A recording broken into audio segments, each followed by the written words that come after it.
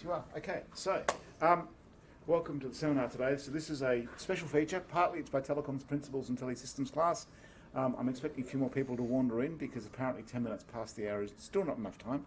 But welcome along. It's my pleasure to welcome Kieran here to Adelaide. And indeed, not your first trip to Australia? Your first proper trip, yeah. First proper trip. What do you mean by proper trip? I spent 6 hours at Sydney Harbour with a gun looking at the Sydney Opera House, and that's it. Now, I could prepare an introduction, but you already have, so I'm just going to hand over to you to tell us all about operations, exercise rather, Neptune and Mercury. Over to you, Kieran. Thank you for coming. Well, good morning, or afternoon even. First of all, I will give a quick apology. I am a very, very strange person. So with that caveat, I'll give a bit of an introduction of what I'm doing, where I come from, and why I see this as a big problem, and how I can show you some results from what we're doing, and how I'd also like Australia to play part of this as well. So as a weird introduction to myself, in 2002 I joined the ballistic missile submarine HMS Vengeance. Part of the Royal Navy. I used to sleep between number 3 and number 4 nuclear missile tube. Longest I spent underwater was 138 days continuously, and I did that for 2 years until I decided I wanted to do something slightly less dangerous. So I went into mine warfare and bomb disposal. I didn't think that was smart, but I did it anyway. But I joined up as a cryptographic and intelligence officer within the, rating within the military. If you do any OS intelligence with me, my ship, HMS Grimsby, in 2006 crashed in Norway.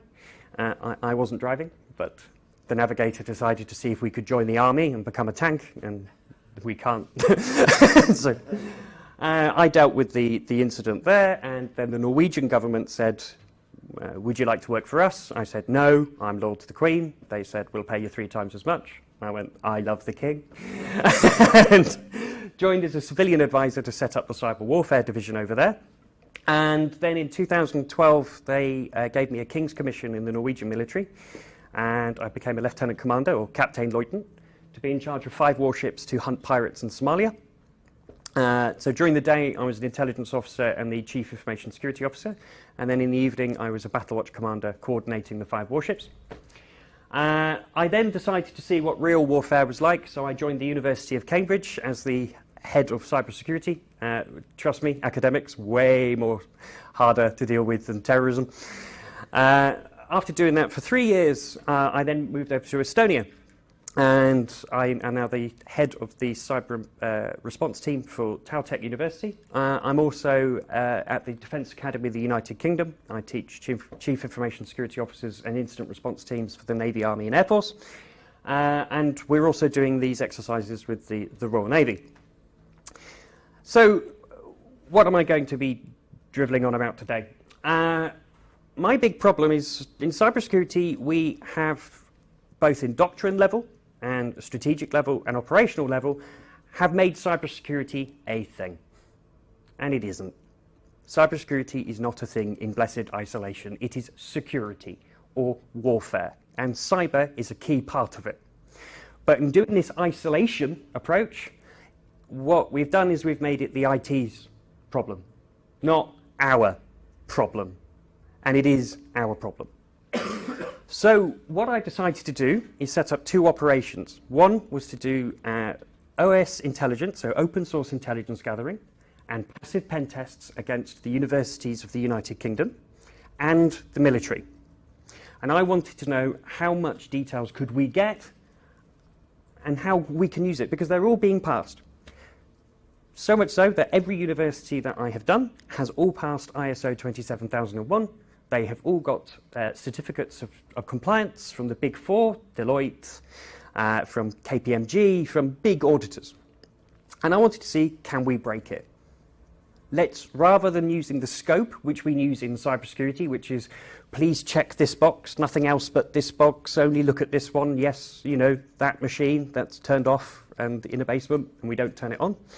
To change it from the other way, of getting students from all across different backgrounds, from not only cybersecurity, from business administration, from legal, and say, your mission is to cause as much damage as possible to that university or military.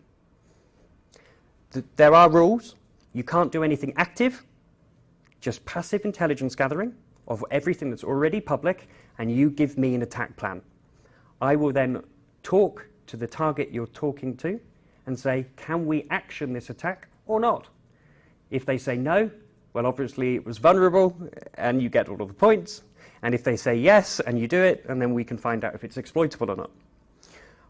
This has two massive advantages. One, it checks to see if the organization really is secure, or is there a huge door open. And two, it means that we can actually practice real skills and actually understand from a hacker's perspective of what they're looking at. Because we're always on the back foot. A hacker only needs to find one entry point. We have to protect 50,000 entry points. A targeted hacker is going to get in. There is no discussion on that. But when I was in the military, we always used to say, know your enemy. We have a problem though. We know our enemy. We don't know ourselves. We are so focused on everybody else attacking us, we're not actually looking to see if our own cybersecurity is actually correct for us. What are we giving out individually and as a whole part of the jigsaw puzzle? So has anyone here read your information security policy for the university? Put your hands up, right. Were you involved in writing it? One of you was, right, okay. Works really well, doesn't it?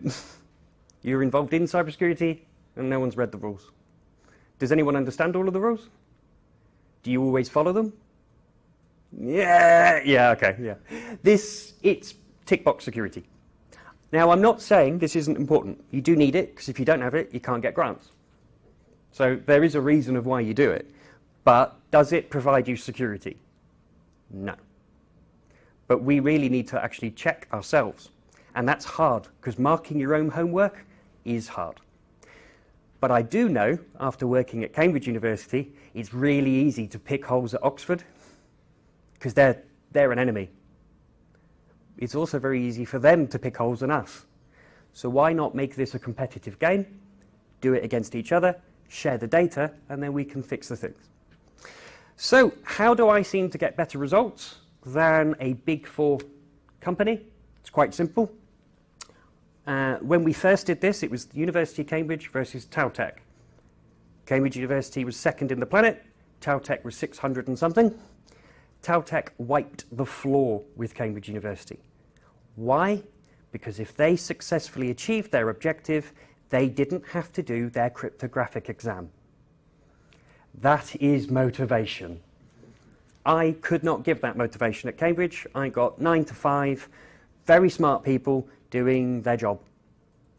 They had 60 people, passionate, desperate not to do the cryptographic exam. And that is what I can't teach, motivation. And that is what is replicated within this type of attack. Give me a cybersecurity person 10 times over than a pissed off ex-girlfriend or boyfriend. They will break in. They're determined. They will quite happily read your email or your website for 4 or 5 days to find a possible entry point. Somebody who is just technically focused on trying to do something, they want to find a challenge. Hackers don't want challenge, hackers want compromise. And they are trying to do something to advance their skills. They just want to break you. That is far more scarier for me. So the two operations we've got, one is called Exercise Mercury and one is Exercise Neptune. Mercury being god of communications. Most things on universities, the problems are actually PR departments and our own public data. And Mercury, god of war. And we were all doing this in operational units, I must say, with permission. But to be honest, we were never doing anything active anyway.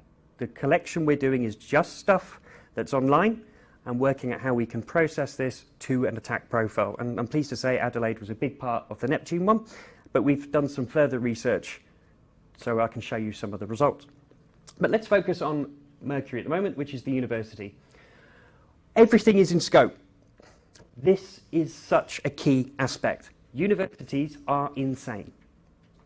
your own IT department will not know what is on their network. People plug in stuff. There's old research projects. This box has been running for 5 years. They've left. No one knows it exists. AWS, cloud services, you've all registered accounts to do your research. You don't know that they're there. Why have you told anybody? Or if you have they put it in a register?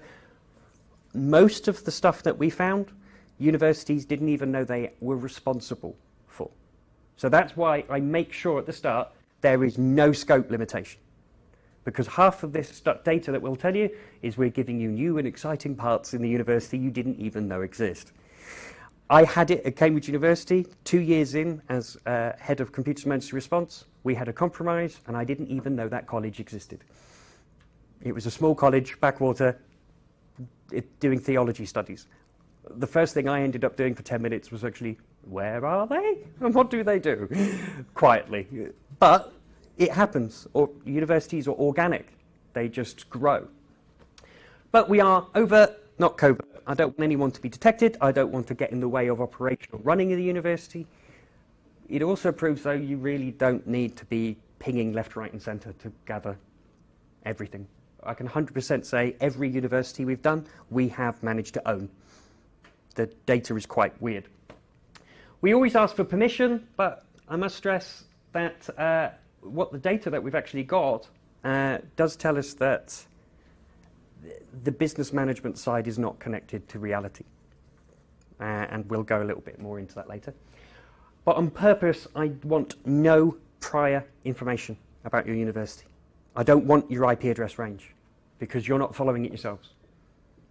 If you start telling us information at the start of where we should look, we're already going down a tunnel. And I want the creativity side to flourish. I want people to have a look at what would hurt you as an organisation. And we've had some quite interesting results from taking these people from different areas. We do process hacking, so administrators look at your HR procedures, work out how you can break it, because it's very, very easy. Most of you have, well, you'll all have university access cards. They're fantastic because you've got, I notice you have a serial number on the front of your card. You use MyFair, which is the card access system. The only thing it transmits is that serial number. So if I have a picture of your ID card, I can now code my card to transmit your card. There is no encryption on it whatsoever. So much so I like to do it in a bit more theoretical way. I copy it to a Doctor Who sonic screwdriver and then open doors using a sonic screwdriver to go all the way into at Cambridge University. I was having a meeting with the director of IT and I was actually in his office. So he was waiting for me at the reception and I'd already got in to prove that this doesn't work well. Physical side is a big problem in universities because you're designed to be open. It's also a problem in military, but we'll talk about that later. Software and OSINT gathering as well. So what are you running? What hardware is available there? We also end it in a targeted spear phishing campaign. Not one of those ones where you say, we email your IT department. I will pick 2 targets and say, I want you to own them. The last 2 we did were 2 very good cybersecurity experts. Again, 100% owned. So the argument I'm going to take away from is not if you're stupid for clicking that link. The argument is if you're targeted, you are owned. So we need to change that mindset from the start. When you get compromised, you need to tell us about it. Reducing that window from owned to telling us is what's key. We can then maybe do something out that window. But to stop pushing it onto the user has to protect themselves. They can only do so much. I mean, for example, we always say don't send links and emails. Well, how do you share an Office 365 document then? Don't send attachments. Do any of you want a job? Because you have to send a CV attached. You're not getting a job anywhere if you're not doing that. PDFs, well, you always send PDFs. So we give this advice, but to be honest, it's security theory, because we don't follow it ourselves. If any of you have given a presentation in a security conference, you always have to copy your presentation to a USB stick and plug it into a random computer. And what, your talk's about how you shouldn't plug this randomly in, but you've just done it. Yeah, this disconnect is silly. The only thing I will say in the targeted campaign, though, is when I've done it just with cybersecurity experts, they don't have a 100% success rate. They do, though, when you get in other disciplines, creativity. One of the most beautiful ones I saw when I was doing this at Cambridge University is they knew their 2 targets was Estonian. And they knew one of the targets really loved shoes. So they said, well, they know a spearphishing campaign's going. I've done it ethically. I've told them, in the next 2 days, you are going to get spearphished. But they said, we also know Google Translate won't work with Estonian. It will be spotted a mile off. So what they did is a week before, they signed up to all of the fashion websites to get marketing emails in HTML in Estonian, copied the HTML and changed the 20% off to 80% off. Then spoofed the email to them. We also found, by doing it in a more creative way, is some very key information. How to spoof emails. Best way to do it is not from our aspect. It's to pay €4 a month from Google to get a Google Apps account. Go into the settings and change permission to send from any domain. It says not recommended. Go, I'm fine with this. Press OK.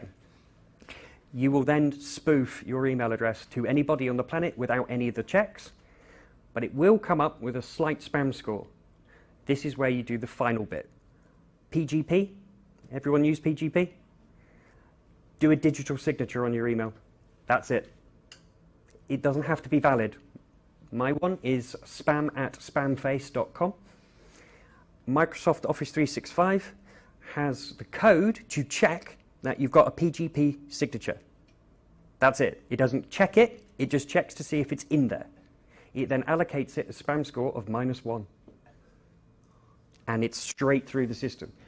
But it also puts a nice little medal next to your email to say that this email is genuine and digitally signed. Including when my students spoofed one of the cybersecurity people with an email address that was support@google.com. With a medal next to it, using Google's own services, using their email account to breach it. Of course he clicked the link. Why wouldn't he? The email address hasn't been spoofed, the headers are correct, it's come from Google, he's got a medal next to it saying it's genuine, they've never seen the medal. Clickety click, click, click, click. We could see them, we could follow them, so much so, that we could see, I could see that they were going on holiday, and I could see where the professor was going as he was going up Norway. Every time he kept clicking the links, he was owned constantly. But that's not a slight. If you're going to get compromised, you're going to get compromised. So what did we find in the universities? Well, universities are moving to the cloud-based structure, but they're still doing traditional cybersecurity approaches. You have an intruder detection system, you have your firewall, but your single sign-on system is in the cloud and you're using Office 365. Well, what is your intruder detection system detecting then? Because students are mainly using their phone, they're using home connections, people remote work. You have a fantastic security apparatus, and your keys are outside it, your data is outside it, your email is outside it. So the logs are protecting what? In one particular university, I could find that the security firewall system was protecting the firewall management console. That was pretty much it. Every one of their other assets was outsourced. And if you conclude that in the scope, then yeah, this is pretty problematic. Additionally, AWS and cloud cybersecurity in terms of like Google's, they are ISO 27001, which means that they'll protect it physically. I have no problem that Google probably has a private army and they're protected well, but they are not managing what happens on that border. They expect you to. And a lot of people didn't read that when they do the terms of agreement. They think that Google will protect them in everything, or Microsoft. They will do what they can. Also, if you sign up to one of these cloud-based services yourself, especially in Azure, and then launch the attack from Azure, you're treated as in-garden, and their internal protection doesn't really work unless if you're loud and proud. So a targeted attack within that structure is very, very easy. One person who had just got certification that they are 100% secure.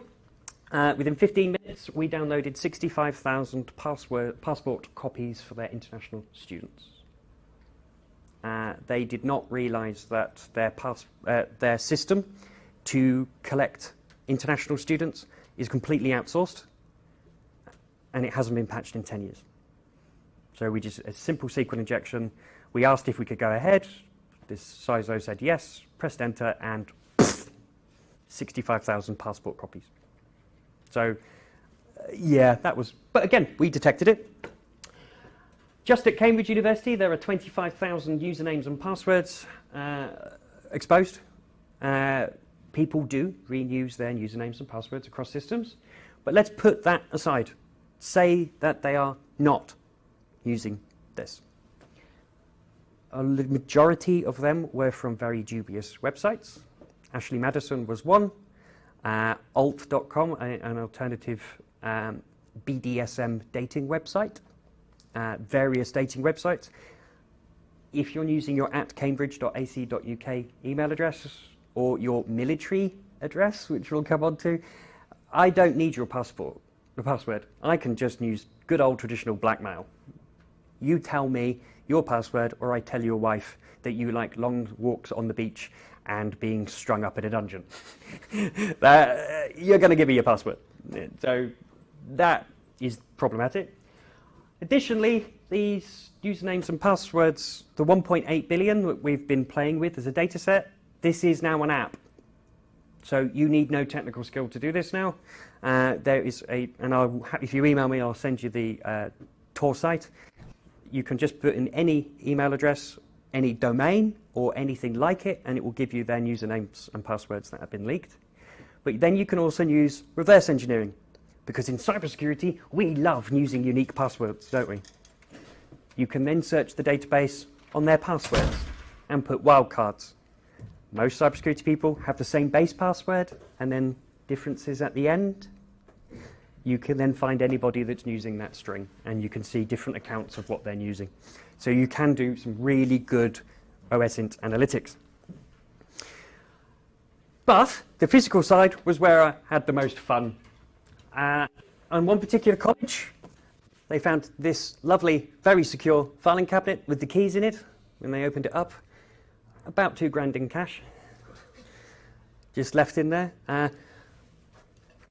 Students at the University of Cambridge have a 3 GB limit, so they can't download everything.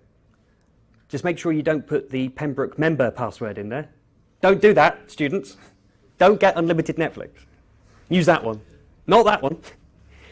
Nobody was using that one. Everybody was on the admin system network, but of course, it treated that anybody that's on that member network is a member of the college. Therefore, you have access to the file server and SharePoint and various other, just by IP. A fantastic security gate protecting our data center. She's at the other side of it because she could fit through it. Easily climbed through. Here, this is the University of Cambridge's Risk and Security Office. Here is a router box. It is just a lovely Ethernet port at the bottom, which students detected on there. And yeah, again, passive. This is quite interesting. By European Union law, you have to have a map of the organisation on the entry for firemen. So when they go in, they can work out. That is how they found this. Because they went in there and it said finance office.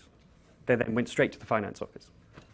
They also used this, though, to find this, which is the data centre. In Britain, we are completely confused by the concept of sun. It catches us by surprise every summer. So what happens? The air conditioning fails. So they open all the windows. All of the data centres in Cambridge at the moment had their windows open, and you could just walk in and take it. Why bother with doing a cybersecurity hack when you can just walk in and nick the equipment? Even if you can't break in, you've just got lots of servers that you can sell. Yeah. But One of the servers, well, one I will talk about, had the username and password written on the box anyway. So you can pretty much tell that with the dyno tape that says password and "Don't you want me, baby" written on the box. Cybersecurity is the least of my concerns if we're not even protecting the box physically. Just walk in and nick it.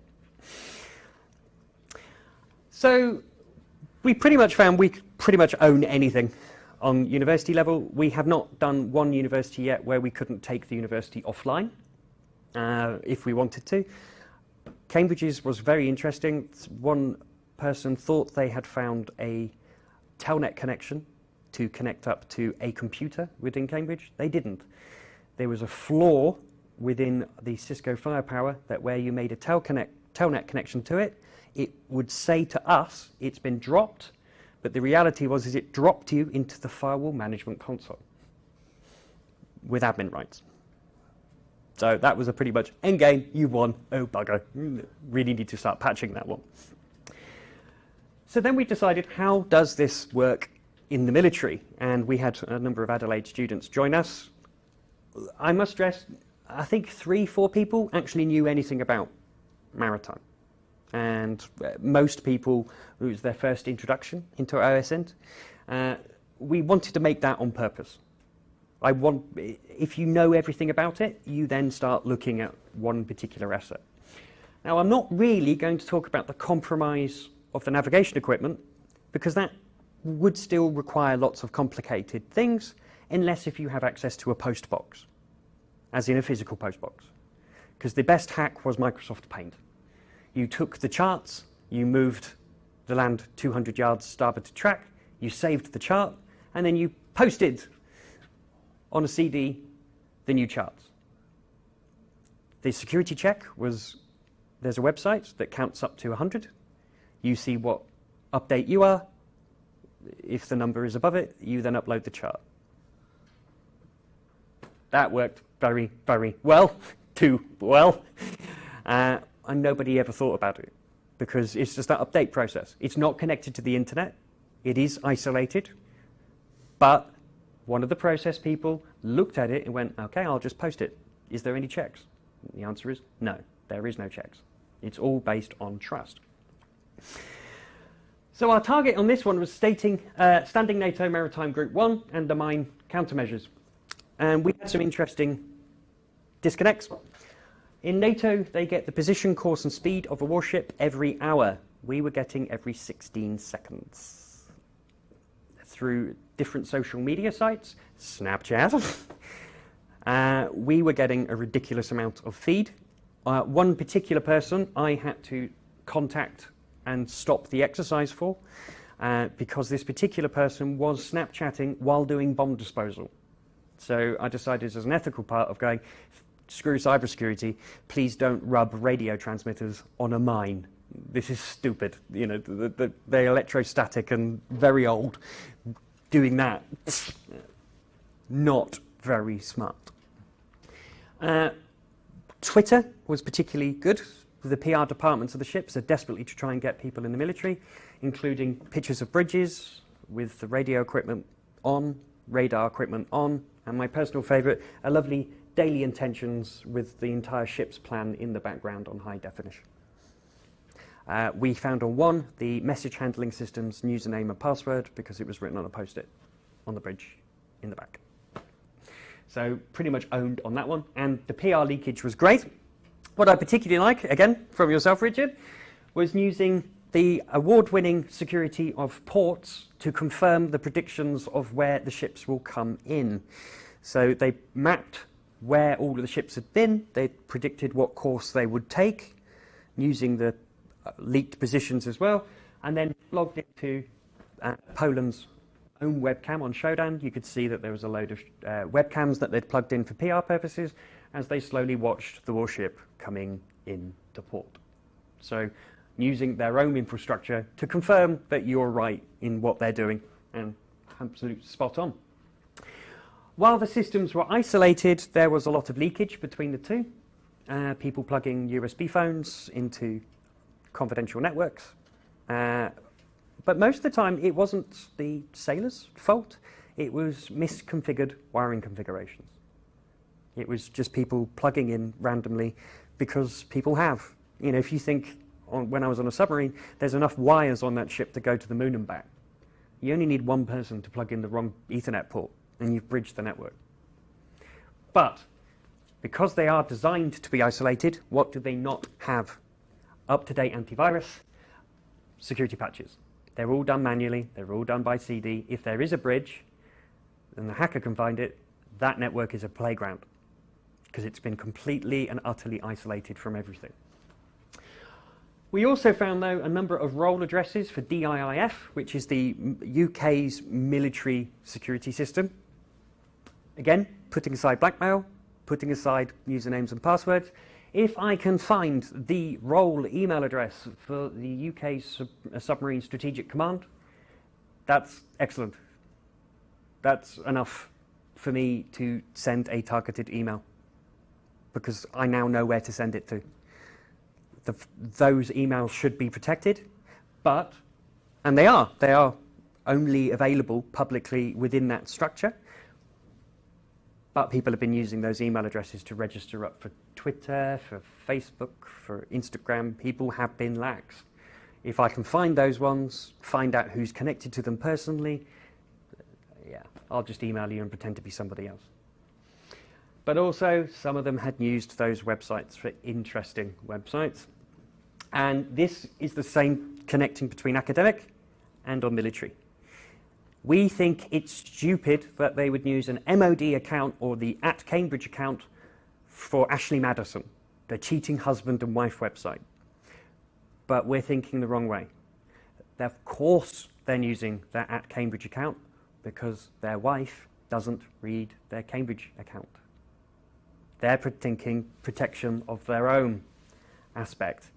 They can't access their military email account, so it protects them against the wife. They're not thinking strategically, they're thinking operationally for their own internal benefit. That is why Cambridge University is the cheating capital of Europe, because we allow them to sign up their emails to everything. It doesn't mean we have more cheating bastards than anyone else, but we did beat Oxford, so it's not bad. But it's because they are doing their own individual security to protect them from their threat, their wife, or their husband, though to be honest, yeah, it was men. Same in the military. So I can harvest that information and use it as a great attack profile. But one of the key things we found is my hypothesis was rubbish, because we did have some merchant vessel targets and we had some military targets. My hypothesis at the start was the civilians will be terrible, the military are great. Huzzah! Absolute opposite. Civilians were nearly impossible to find anything on, and it actually made sense when I looked at the targets. Average age, 45. They're not on Facebook. They're bitter, they're old, they're twisted. They don't give a crap. They really don't. Most of them were crewed by Filipino groups for crews. They're not very much of a dynamic relationship. There's only about 12 people on the ship. Really, really low digital footprint to do any detection on. Warships, 140, generally male, horny sailors. Oh God. When I thought about it in that way, this is ridiculous. So much so that one of the Snapchat groups I made up, and I had a picture of a lovely Estonian blonde girl, I did actually have to message him afterwards to say, look, I know you've been told this exercise is over, please stop messaging me with your latitude, longitude, course and speed. And I had to take a picture with my top off with a piece of paper to say, I am not the girl you're looking for. But even when he was told, stop doing it, he was like, oh, love is real. It really isn't. But they will keep on going. But our PR department was particularly interesting. Those that have been in the military or know any military experience, if you go to an operational room, we have something called Tempest. You're not allowed a phone. You have to lock your phone way outside of the room. You're not allowed picture equipment. You're not allowed anything that would record video.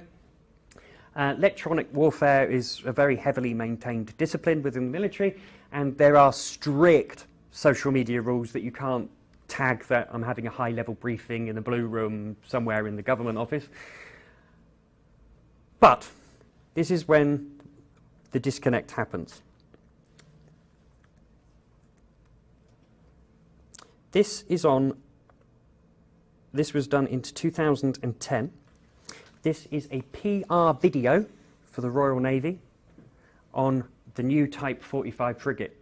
Now, as we know in the military, new can last 20 years, so this information is still valid. You know, very valid. This was a prototype when it came out. And the PR department did this video to say, look, love the Royal Navy, it's great, look how great we are.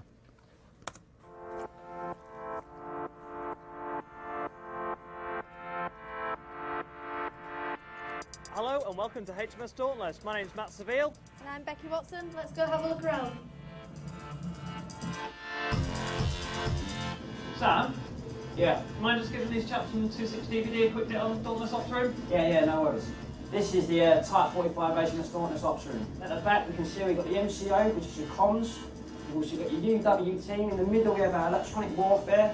And on the side around you have the gunners firing our 30 mils, our 4.5, obviously our flight control, our Astar missiles, and we have our surface and air team behind me.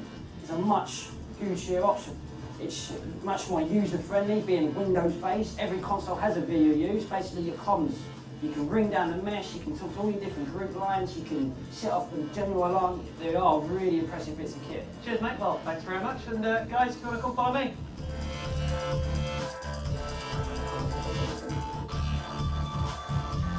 Ship's Control Centre. As you can see it's slightly different to other ship's control centres or MCRs. You see you've got double consoles here, all electronic.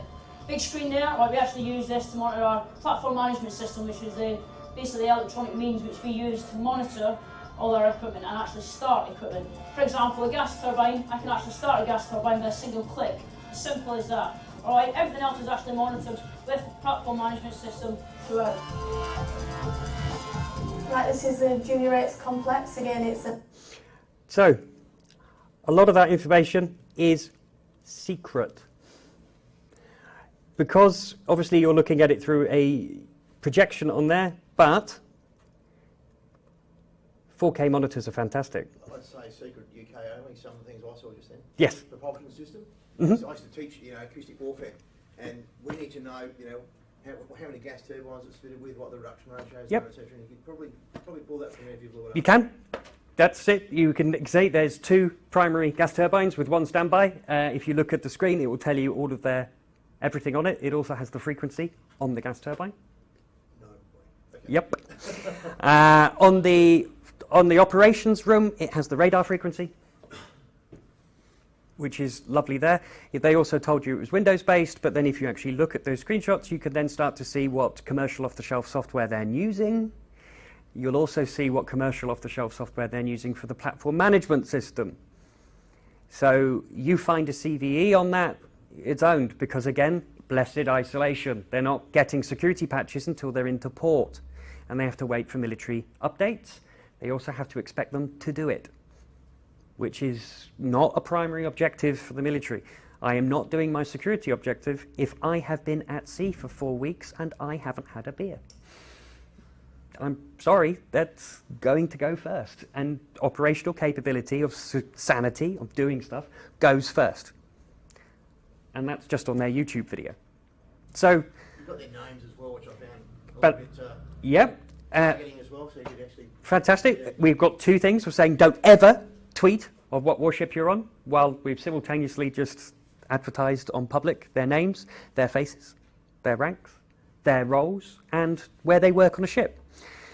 On that whole video, it does the whole tour, and one of the parts you can stop and see a lovely fire schematic of the warship, which again, print, you know exactly where everything is, because we're military, damn it, and we write everything down. This has been up since 2010. They've built 3 more warships of exactly the same design. What's the point? This is my point. That is UK secret information that has been leaked.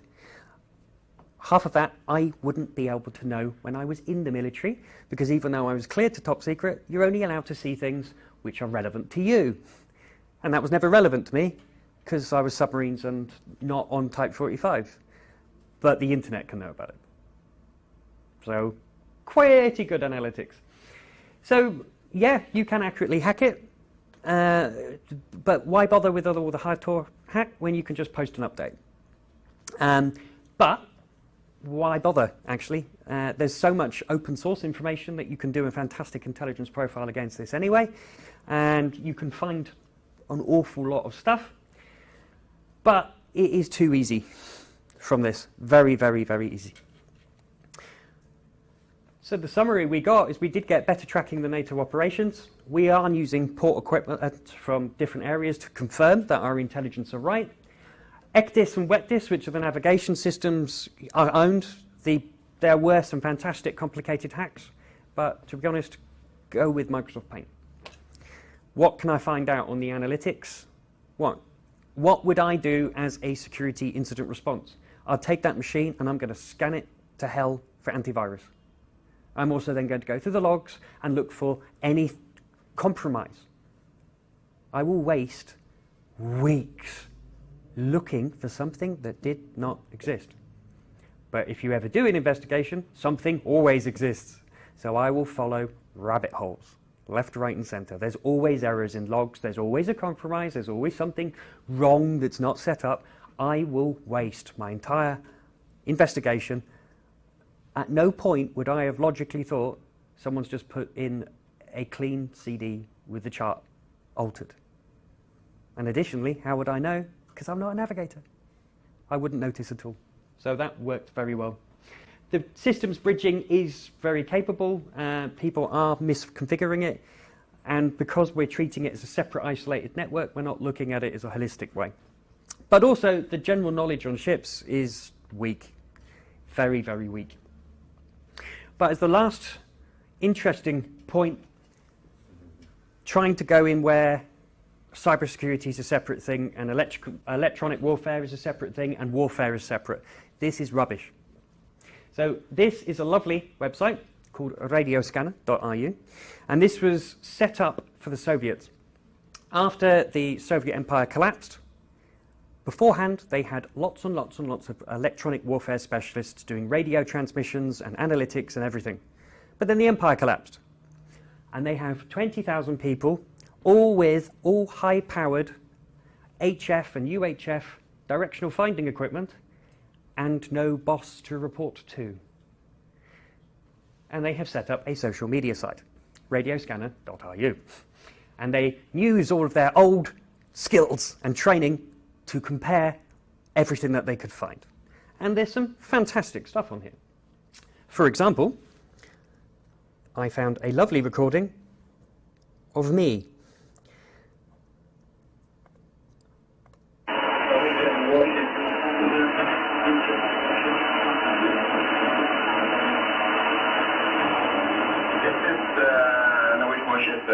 Over.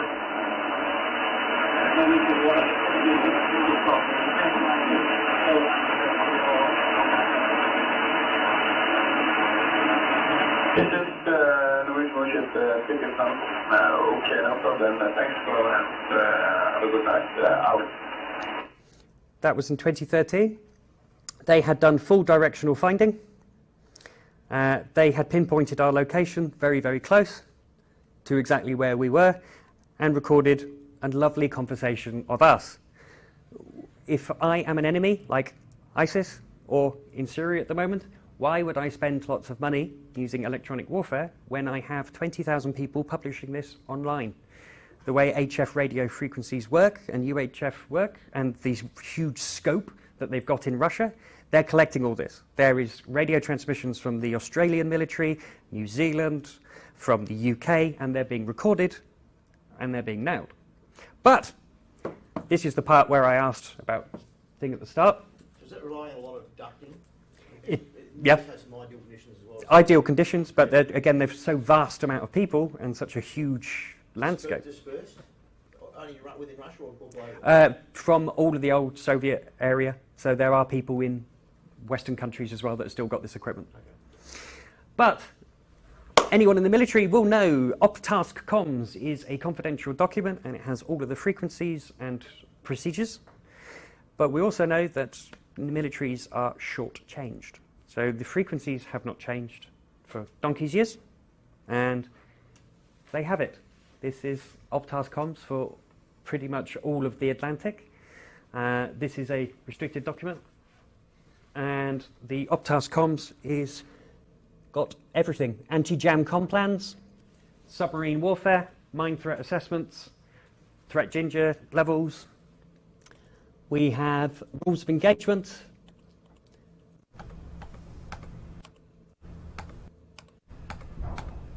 indefinite call signs. They've all been leaked from about 7 years ago, and they have not changed. It takes ages for anything to change. So we have this weird disconnect. Why? Because somebody made a cock-up years ago. It was a restricted transmission, and they sent it on an unclassed network. One person made a mistake years ago, and they didn't report it. So the header is restricted, but the contents was sent on an unclassified channel. That's a transmission violation in NATO. We would make a big thing of it, and that's the problem. We make a big thing of it. So no one reports it. It's a career ender.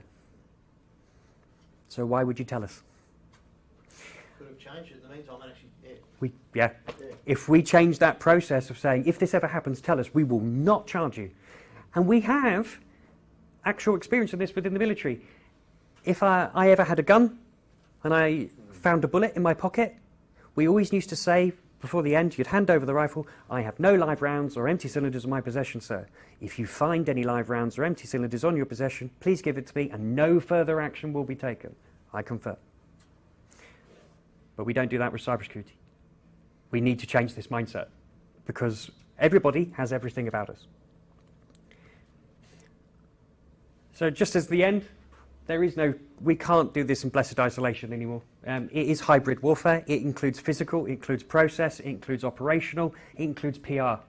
We need to start having this holistic attitude because hackers have. They have this attitude, we don't. This splendid isolation means we keep adding confidential to documents that have already been leaked for 10 years. Or we keep saying to people, don't record things in operation rooms, and it's already on YouTube. The difference is they know everything about us. We don't know they know. This is not very good. And as a last point, the enemy knows a lot more about us than we actually know about ourselves. As a final one,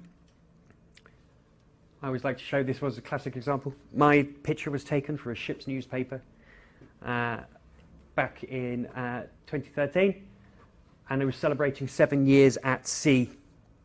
And some bright spark decided to publish this on Facebook. Name, rank, Operation Ocean Shield. If you Google Operation Ocean Shield, it says I'm fighting Al-Shabaab in Al-Qaeda and Al-Qaeda in Djibouti and Somalia. My high-up officer wrote, and I wasn't on Facebook then, wrote, congratulations, Lieutenant Commander level, looking forward to buying you a gin and tonic at 8 o'clock at Hotel Djibouti on Wednesday. And then the NATO counter-piracy mission shared my picture, and then the CIA did. Complete. So my name, my face, what operation we're doing, and my future port intentions, and where I will be at Wednesday at 8 o'clock. And these people are... You're still here. And I'm still here. I'm still here because I did not go for that gin and tonic. I had a new hobby called covering myself in Kevlar body vests and saying, screw you. But... You're a bit photo shy now, I guess. Yes, a bit. But every one of these people are involved in cybersecurity. They're involved in security as a whole. But why did they not process it? It's because it just wasn't thinking their process. Someone told them PR is important. So all the way from bottom to the top of the CIA, it didn't cross anyone's mind. Leakage is our biggest threat. And that's what I want to weaponize in both the universities and on the military side, to do these exercises so we can actually find out before the enemy does. And then we can change our mindsets. And also, when you're doing awareness training, it's far easier to get people to understand the cyber problem when you're showing them a picture of themselves or one of them and this is what we know about you. It connects it up, rather than what we normally do, which is don't click links and emails. Thank you very much.